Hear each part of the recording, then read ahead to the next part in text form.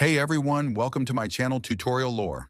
Today I am going to teach you how to add sales tax to your Shopify store automatically. Be sure to stay throughout the whole video so you don't miss any steps. Hope you will like this video and subscribe to my channel Tutorial Lore. Let's get started. Step 1. Open the Shopify app. First, download and open the Shopify application from the Play Store or App Store. Step 2. Go to Settings. After opening the app, tap on the three-line menu at the bottom, scroll down, and select Settings. Step 3. Select Taxes and Duties. Inside the Settings menu, find and tap on Taxes and Duties. This section allows you to manage how your store collects sales tax. Step 4. Enable Automatic Tax Collection. Now tap on Setup and choose your region or country. Shopify will automatically calculate the sales tax based on your location. Step 5.